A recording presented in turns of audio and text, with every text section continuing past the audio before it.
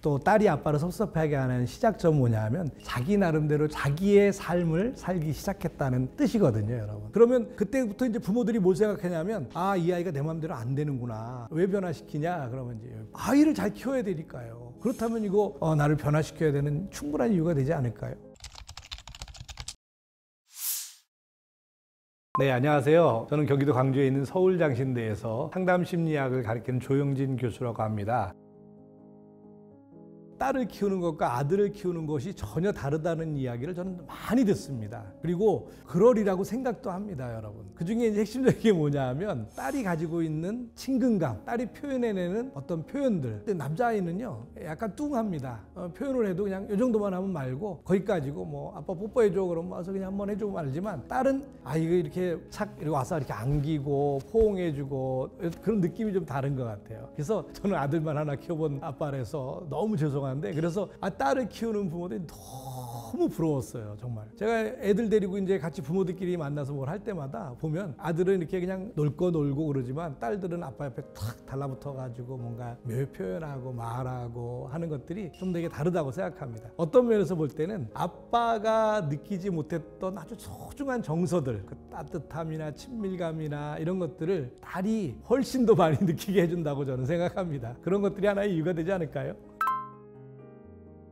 이게 딸아이에게도 그렇고요. 뭐 아들에게도 그럴 것 같은데 예를 들면 이런 거죠. 엄마가 주지 않은 것을 아빠가 주는 거예요. 과자 못 먹게 하고 뭐 케이크 같은 거 못 먹게 하고 사탕 같은 거 못 먹게 하고 뭐 특히 남자아이들은 막 콜라 같은 거 아이가 먹으면 엄마가 절대 막 시키지도 못하게 하고 막 이러는데 아이랑 둘이 어디 나갈 때 가서 햄버거 하나 사주고 콜라도 한번 먹고 그래서 아이와 아빠가 따로 앉아서 이야기할 수 있는 분위기와 환경을 만들어주고 그리고 훈육은 엄마가 좀 더 많이 하지만 사실은 결정적일 때는 대부분 다 아빠가 개입하거든요. 여기까지야 라고 얘기해 줄 수 있는 그건 능력인데 이제 그런 것들이 다 어디서 시작되냐? 아빠가 아이와 둘이서 의미 있는 대화를 만들어가는 것에서부터 시작합니다. 그래서 야, 이거 엄마한테 비밀이야. 엄마 몰래 우리끼리만 해야 돼. 그래서 아빠와 내가 가지고 있는 아이와 나만이 가지고 있는 비밀, 우리 가정 내에서도 이런 비밀 다 뻥입니다. 엄마 다 알고 있어요, 여러분. 우리 그렇지만 아이에게 너랑 나랑 하는 비밀이야. 너 뭘 하라는데? 이거 원해? 이거 해줄까? 몰래 나가자. 가가지고 아빠가 해줄게. 이런 대화, 이런 어떤 관계를 만들고 그런 속에서 사실은 아빠가 되게 특별한 존재가 되고 아이에게 그리고 엄마한테는 얘기 못해도 아빠한테 내가 이거 얘기해봤으면 좋겠다. 얘기할 수 있겠다. 그래서 뭔가 얘기해주고 또 그 얘기를 듣고 그 아이에게 뭔가 반응해주고 하는 이런 과정이 반복된다면 지금 말씀하신 대화와 또 이런 대화를 통한 의미 있는 관계를 만들어갈 수 있지 않을까 이런 생각이 드네요. 주제를 굳이 나눈다면 저는 3가지 정도로 말씀드릴 수 있을 것 같은데요. 첫 번째는 아이를 만족시켜주는 경험이고 두 번째는 아이가 신뢰받을 수 있는 또는 아이가 신뢰하는 존재의 아빠가 될 수 있는 것 세 번째는 안전감이라고 얘기할 수 있는데 아이가 안전하게 느낄 수 있도록 도와주는 것 이거는 뭐 신체적이거나 물리적인 안정이라기보다는 좀 심리적이고 감정적이고 정서적인 안정을 말씀드리는 겁니다. 그래서 저는 3가지 만족, 신뢰, 안정 이 3가지를 아빠가 아이에게 의미 있게 경험하도록 해주는 거 이게 좋은 아빠가 되는 가장 중요한 점이지 않을까 이렇게 생각합니다. 그런데 사실은 이런 만족이나 신뢰나 안전을 아이에게 경험하기 위해서 조금 중요하게 생각하는 뭐랄까 사전 작업 같은 게 있습니다. 그건 뭐냐면 그 아빠가 이런 만족이나 신뢰나 안전이라는 것을 이미 경험하고 또 그것에 대해서 이해하고 인식할 수 있는 그런 존재 그런 배경을 가지고 있어야 된다는 거죠. 요거는 함께 하는 것이기 때문에 이거는 지식으로 가르치는 것이 아니라 경험으로 가르치는 것이기 때문에 아빠가 이미 그런 것들을 경험하지 않으면 사실은 그걸 줄 수는 없습니다. 만족이라고 하는 것은 사람마다 다 다르잖아요. 그런데 만족하지 못하면 어떤 일이 생기냐면 급해지고 뭔가 더 많은 것을 추구하려고 그러고 그래서 쉽게 뭘 포기하지 못하고 이런 모습들을 가지게 되는 거죠. 제가 그 아이와 불꽃놀이를 보러 한번 간 적이 있습니다. 근데 이제 불꽃놀이하러 우리 동네 산으로 다 올라가는데 저희도 이제 집사람이랑 다 같이 올라갔는데 사람들이 되게 많으니까 이게 뭐 불꽃놀이 잘 볼 수가 없는 거예요. 근데 저쪽에 보니까 이렇게 약간 나지막한 언덕이 있는데 그쪽으로 사람들이 조금 힘들지만 이렇게 올라가서 넘어가고 그러더라고요. 그래서 저희도 이제 그리로 올라가서 넘어가는데 근데 이제 가면서부터 아이가 약간 좀 들떠 있었어요. 이렇게 쫄망쫄망대고 그때 한 뭐 초등학교 들어갔을 땐가 그럴 때인데 이제 약간 그게 이제 제 마음에 안 들었죠, 기본적으로. 그래서 그것도 뭐 이제 좋은 시간이라고 생각하고 핵심은 뭡니까? 아빠가 더 좋은 걸 보여주기 위한 거 아니겠어요? 거였어요. 그래서 그 아이를 데리고 이제 거기 언덕을 올라가는데 언덕에 뭐 얘가 좀 빨리 올라가야 되는데 또 까불까불하다가 언덕에 올라가다가 발가락에 돌이 턱 끼어가지고 확 피가 났어요. 그래서 아이가 이렇게 아파 그러는데 그때 제가 뭘 했냐면요, 화를 냈습니다. 그렇게 하지 말라 그랬지? 뭐 이렇게 화를 냈죠.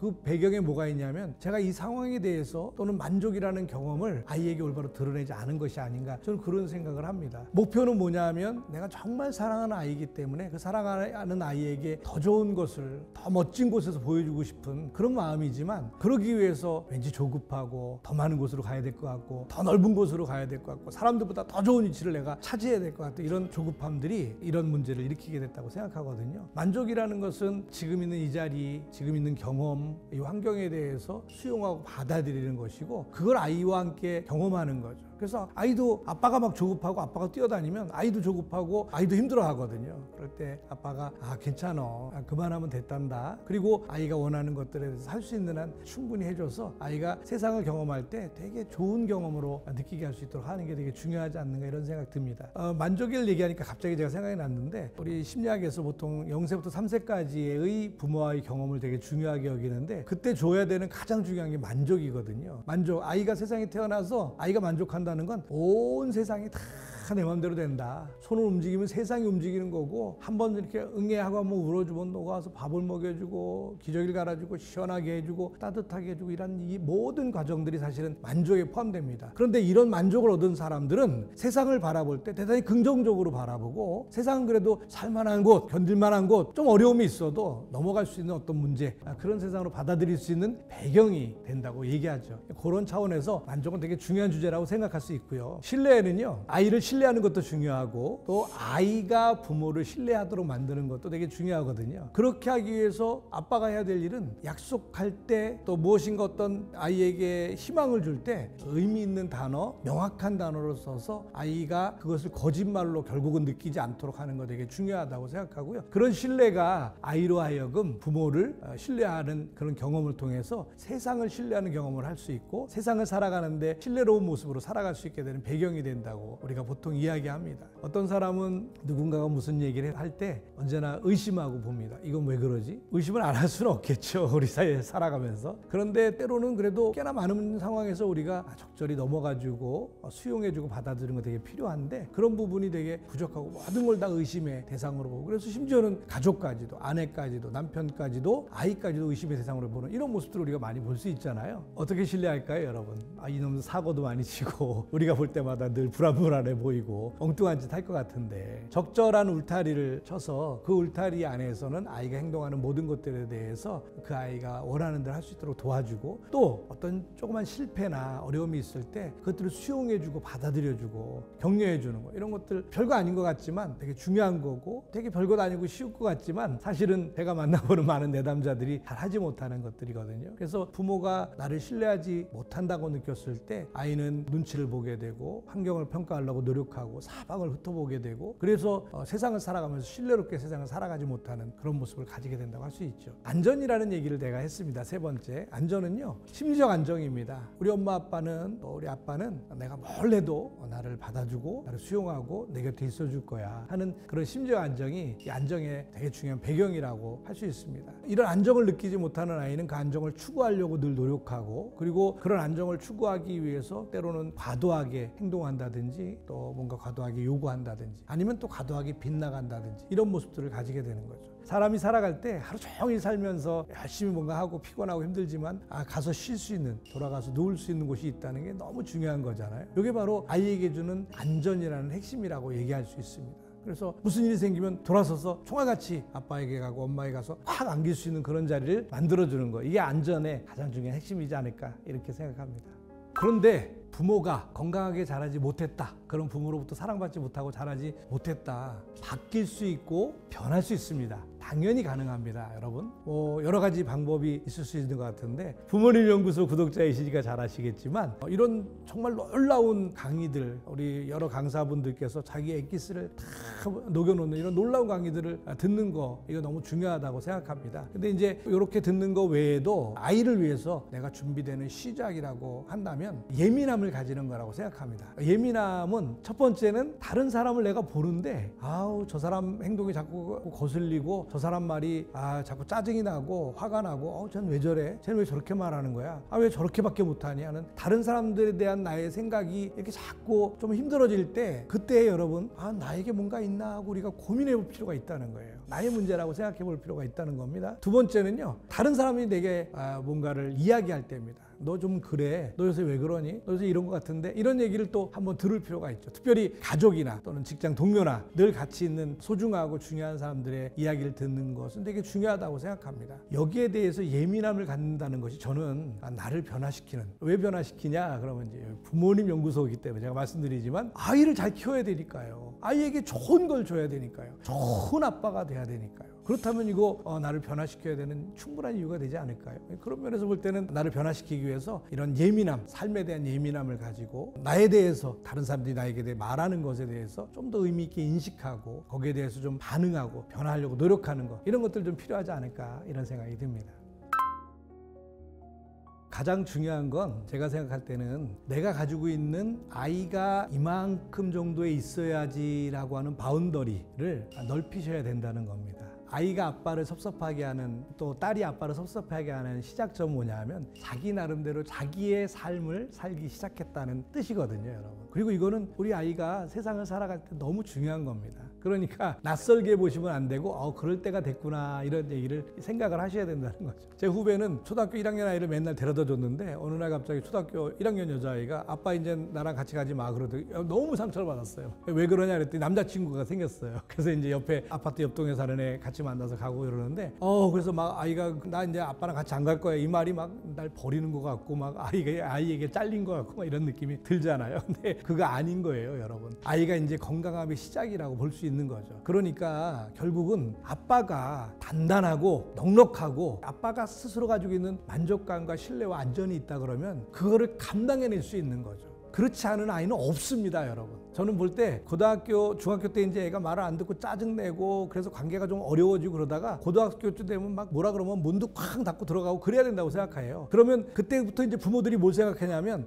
이 아이가 내 마음대로 안 되는구나 라고 알아야 되는 거죠. 우리 여러분 모든 아이를 키우는 거 방송에 들으시면 핵심이 뭐냐면 아이는 내 마음대로 안 된다는 거거든요. 그리고 그 다음에 뭘 해야 되냐면 부모가 아이와 딜을 해야 되는 거예요. 이제 얘에게 뭘 하려면, 이 아이에게 뭘 시키려고 그러면 너 이거 하면 내가 이걸 해줄게 라는 그런 것들이 있어야 된다는 거예요. 그런데 그걸 생각하지 않고 여전히 내 자식인데 내 마음대로 하는 거지 이렇게 생각한다면 그 관계가 좋아질 수 없죠. 기본적으로는 불가능한 거죠. 그러니까 초등학교를 지나서 이제 중학교, 고등학교 학생이 되었을 때 아이가 가지는 그런 다른 사람들과 관계를 맺고 친구들과의 관계를 더 소중히 여기고 그리고 그것 때문에 부모를 섭섭하게 하고 힘들게 하는 건 너무 자연스럽다는 것을 받아들여야 되고 그것이 관계를 건강하게 만들어 가는 것이 궁극적으로 이 아이가 세상으로 나가서 내 품을 떠나서 건강하게 살아가는 배경이라고 알아야 되는 거죠. 상처는 좀 큽니다, 여러분. 상처는 좀 받으셔야 됩니다. 그래서 자꾸 받아서 좀 단단해질 필요도 좀 있으세요, 아이들에게. 그래서 애가 좀 어지간하게 섭섭하게 하면 아유 그까짓 거 뭐 그래 이제 네 인생 사는 거지 뭐 이런 거 좀 필요하다는 거죠. 그래서 저는 문제를 일으키는데 그 아이를 어떻게 할 거냐, 방법론은 너무나도 케이스 바이 케이스고 다양하기 때문에 대신에 부모가 또는 아빠가 이제 딸을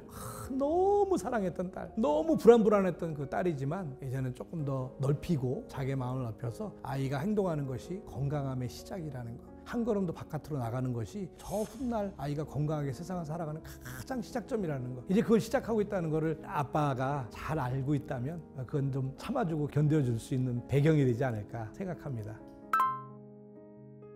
예민함이라는 것은 정서적인 겁니다. 대단히. 그것은 지식적이고 뭔가 이렇게 세팅이 되어서 이렇게 흘러가면 되는 것이 아니고 그 마음속에 막 안으로부터 막 올려나오는 그 어떤 것들이거든요. 그래서 조금 이런 예민한 아이들은 부모도 조금 예민해질 필요도 있고, 그렇지만 어떤 면에서 볼 때는 그 아이의 원하는 것과 필요에 좀 더 넓은 바운더리를 형성해서 수용하고 받아들여주는 게 필요하지 않을까 이런 생각이 듭니다. 방법이라고 한다면 대화를 원하지 않으면 대화하지 않고 좀 기다려주는 거, 그리고 그런데 그냥 기다리면 안 되고요. 이런 메시지가 꼭 있어야 됩니다. 특별히 그렇게 예민하고 정서적으로 힘든 아이들에게는 이런 게 더 많이 필요하다고 생각하는데요. 아빠는 널 기다리고 있다. 아빠는 널 도와줄 수 있다. 아빠는 네가 말하면 아빠가 할 수 있는 걸 모든 걸 해줄 수 있다. 아빠는 언제나 네 옆에 있어. 그런 어떤 사인들, 그런 메시지들을 표현으로, 말로 조금 더 많이 주는 게 필요하지 않을까 생각합니다. 저희 집사람이 우리 아들에게 매일마다 뭐 이렇게 엄마는 뭐 이런 마음 가지고 있다, 엄마는 널 사랑한다 뭐 이런 게 주는데 다 그 개똥으로 알거든요. 거거든요. 제대로 읽지도 않고 애들 그 카톡 가지고 그렇게 얘기하는 거 그렇게 의미 없습니다, 여러분.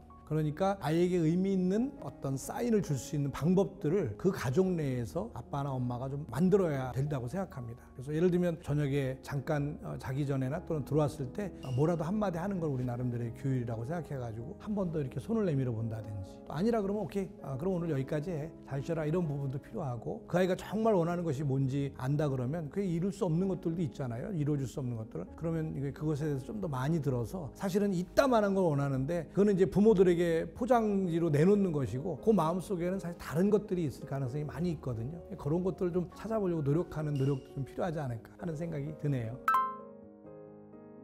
분노를 하면 안 됩니다. 야단을 칠 수는 있습니다, 여러분. 다르거든요, 여러분. 그런데 화를 내는데 그게 사실은 자기 안에 있는 것들을 막 쏟아내는 건데, 그걸 또 돌아서서는 내가 아이를 훈육했다고 얘기하거든요. 훈육은 그렇게 되지 않습니다. 그래서 우리가 보통 얘기하는 게, 내 감정이 업셋돼 있다 그러면 아이와 떨어져라, 멀리 가 있어라. 감정이 캄다운 된 다음에 와서 아이랑 대화를 해라. 그래서 자기 감정을 드러내는 거, 아무 때나 그 갑작스럽게라도 아이에게 자기 감정을 드러내는 거, 저는 이게 아이와의 관계를 깨트리는 것이기도 하고 훈육에 있어서 가장 나쁜 것이 아닌가 하는 생각을 합니다, 여러분. 근데 이 감정을 안 드러낼 재간이 별로 없거든요. 그래서 아까 말씀드린 아이를 위해서 조금 자기 자신을 좀 잘 만들어가라는 말씀을 드리는 겁니다. 이제 그게 감정을 드러내지 않는 것 되게 중요하고요. 그리고 두 번째는, 저는 아이들은 뭐라고 막 얘기하는데 우리가 들을 때는 의미 없는 얘기들을 많이 하거든요. 초등학교 애들도 그렇고 막 뭐라고 얘기하는데, 근데 여러분, 아이가 와가지고 아빠한테 막 뭐라고 얘기하는 걸 막 감격스러워 하셔야 돼요. 와, 대단하다, 얘가 와 오늘 학교 갔다 온 얘기를 아빠한테 하네.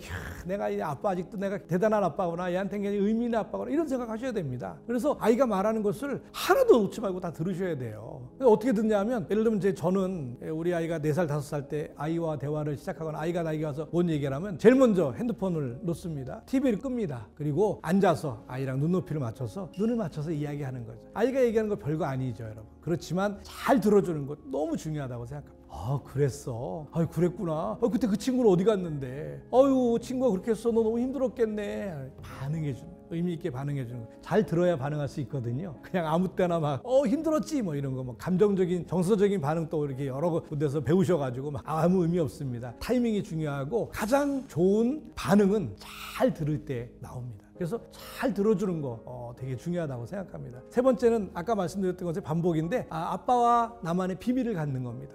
이 양육이라는, 훈육이라는 것 가운데 그런 비밀을 가지고 있으면 사실은 어떤 문제가 있을 때, 아이가 뭔가 잘못하고 우리가 좀 힘들어질 때 그 문제를 풀어갈 수 있는 되게 중요한 열쇠가 아빠와 나만이 가지고 있는 그 비밀을 유지하는, 우리는 서로 비밀을 유지하는 사이에 하는 이 관계가 그걸 풀어주는 되게 시작점이 될 수 있다고 생각합니다. 그런 면에서는 비밀을 가지는 건 또 다른 차원에서 되게 좋은 것이라고 생각할 수 있을 것 같습니다. 단순하게 한 가지 말씀드린다면, 관계를 잘 못한다는 겁니다. 건강한 관계를 맺지 못한다는 겁니다. 왜냐하면 신뢰받아 보지 못했기 때문에, 그리고 내 삶이 늘 안전하지 못했기 때문에, 그리고 어딘가에서 무엇 때문에 만족해 본 경험이 없기 때문에. 여러분, 요 세 가지는 다른 곳에서 그걸 얻으면 안 되는 것이고, 반드시 가족 내에서 부모로부터 경험해야 의미가 있는 거거든요. 그러니까 지금 말씀하신 것처럼 그런 것들을 경험해 보지 못한 사람들은 삶을 살아가면서 건강한 관계를 맺지 못합니다. 어떻게 건강한 관계를 맺지 못할까요? 예를 들면 이런 거죠. 누군가가 내게 선물을 줄 때 그 호의를, 이걸 왜 나한테 주지? 이 사람이 이걸 통해서 나한테 뭘 얻으려고 그러나? 혹시 이것도 나한테 뭐 사기치는 거 아니야? 이런 마음들을 가지게 된다는 거죠. 어떤 사람들은요, 끝없이 자기 안으로 침잠합니다. 그래서 관계를 거부합니다. 왜냐하면 관계가 다 상처고 아픔이거든요. 그리고 그런 관계를 맺어보려고 부모가 노력했는데 부모가 그것에 대해서 부정적인 결과를 만들어주면 그 관계를 또 맺기는 어려운 거죠. 그러니까 자꾸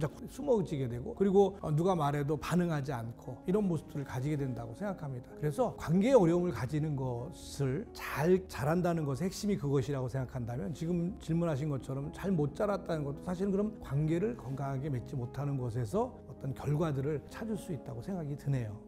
너무 좋은 강사분들이 계셔서 어떤 말에 대해 고민했는데, 이렇게 불러주셔서 감사하고, 조금이라도 여러분들이 아이들 양육하고 키우는데 도움이 되는 그런 시간이 되셨으면 좋겠습니다. 감사합니다.